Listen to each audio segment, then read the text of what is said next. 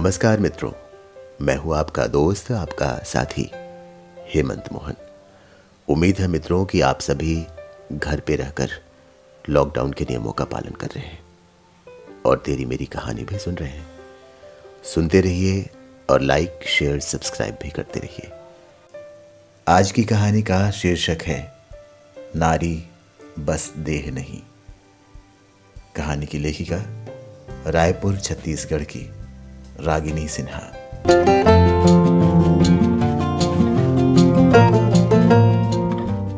कुछ पुरानी आवाजें आज भी जैसे हवा में तैर रही हैं और रह रहकर मुझे बुलाती हैं। कितना भी सोचूं कि अतीत की उस किताब को आज देखूंगी भी नहीं, पर अचानक ही उस किताब के सारे पन्ने फड़फड़ाने लगते हैं। कितना मुश्किल होता है बीते हुए कल से आंखें बचाकर निकल लेना। आज ऐसा लग रहा है कि बरसों बरस बाद वो फिर मुझे आवाज दे रहा है, नीरा, नीरा दरवाजा खोल दे नीरा। तभी उस आवाज को चीरती एक और आवाज उभरती है, माँ, माँ कहाँ खो गई तुम? क्या फिर पुराने दिनों को याद करने लगी? माँ ने चौंक कर कहा, अरे रेनू बेटी, तुम कब आई? मुझे तो पता ही नहीं चला। रेनू बोली, अरे माँ, मैं तो कब की आ चुकी हूं। और हाँ माँ, तुम्हें याद है ना, शाम को सुधीर चाचा के घर जाना है। आज उनके बेटे की सगाई है। चलो जल्दी तैयार हो जाओ, पिताजी आते ही होंगे।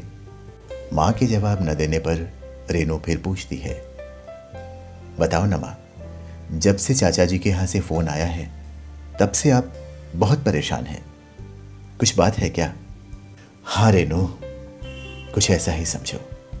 माँ धीरे से खिड़की खोलकर पर्दा हटाती है, मानो बरसों बरस बाद किसी राज से पर्दा हटाने वाली है।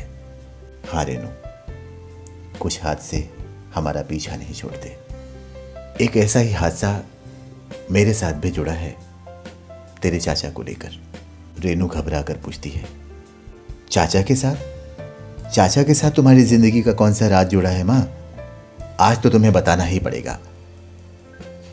माँ ने कहा, अच्छी बात है रेनू, बताती हूं। अब तुम्हारी शादी भी हो चुकी है। अब शायद तुम ये सब समझ सको।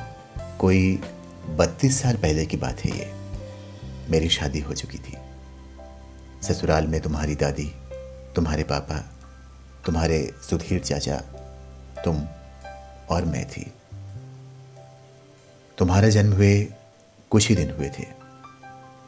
हमारी खेती बाड़ी ठप होने लगी तो तुम्हारे पापा ने शहर जाने का फैसला किया और वो मुझे गांव में छोड़कर चले गए।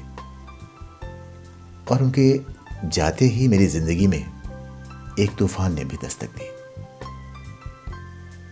जाने क्यों तुम्हारे चाचा की नीयत शुरू से ही मुझ पे खराब थी। तुम्हारे पापा के जाने के बाद जैसे उसका हौसला और बढ़ गया था। वो हर रात मेरे कमरे के दरवाजे पर धीरे धीरे दस्तक देता और कहता, नीरा, दरवाजा खोल दे। मेरा भाई नहीं है तो क्या हुआ, मैं तो हूं। मैं हर रात रोती, तुझे सीने से लगाए रहती, पर ये बातें अपनी सास से नहीं कह पाती। मैं जानती थी कि ये सब कहने के बाद घर में जो तूफान उठता वो मैं नहीं संभाल पाती। जाने कोई मेरा भरोसा करता भी कि नहीं। और तुम्हारे पापा भी तो बहुत दूर थे। अचानक ही एक दिन तुम्हारी दादी को उनके मायके से किसी के विवाह का निमंत्रण मिला और तुरंत ही वो जाने को तैयार हो गई। 2-3 दिन की ही बात थी।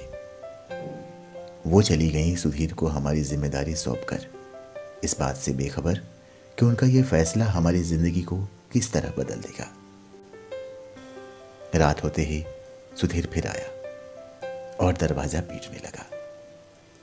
वो नशे में धुत जोर जोर से चिल्लाने लगा, नीरा, आज तू बच नहीं पाएगी, दरवाजा खोल दे। मैं डर के मारे रोती रही और वो दरवाजे पर अपना गुस्सा निकालता रहा। आखिरकार वो चीख कर बोला, ठीक है, तो तू अब इसी कमरे में बंद रहेगी, मैं बाहर से ताला लगा देता हूं। मैं हक बक होकर ये सुनती रही और सुधीर मुझे ताले में बंद कर चला गया। मैंने दरवाजा खोलने की बहुत कोशिश की, और देखते देखते सुबह हो गई। मैं भूख प्यास से बेहाल हो चुकी थी और तुम भी रोए जा रही थी।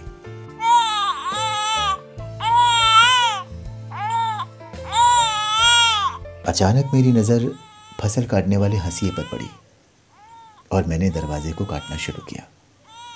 बहुत मजबूत दरवाज़ा था, उसे काटने में 2 दिन लग गए, तब कहीं जाकर मैं बाहर निकल पाई।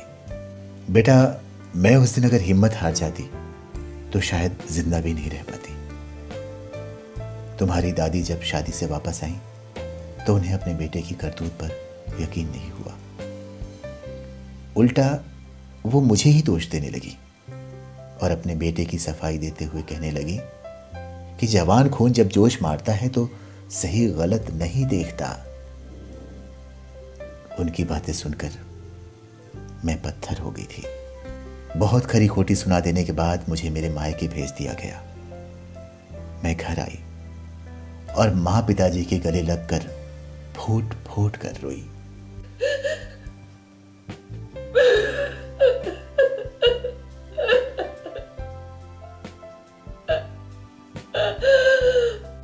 और सोचती रही कि हम बेटियों की किस्मत ऊपर वाला किस कलम से लिखता है कि सुख के एक दिन की कीमत भी हमें अपने आंसुओं से चुकानी पड़ती है। 4 वर्षों तक मैं मायके में रही और फिर आखिर में तेरे पिताजी आकर मुझे शहर ले गए। मैं बरसों तक उस रात को भूल नहीं पाई और आज भी एक सवाल की तरह सुलगती रहती है वो रात।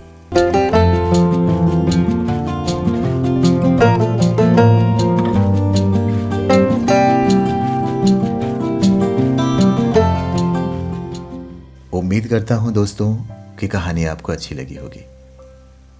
दोस्तों, कहानी की नायिका सवाल करती है समाज से कि आखिर कब तक नारी को केवल उपभोग की वस्तु माना जाएगा और किस किस से नारी अपनी अस्मिता को बचाती फिरेगी। इन जलते चुभते सवालों के जवाब ढूंढने होंगे, क्योंकि नारी एक माँ भी है, बेटी भी और बहन भी।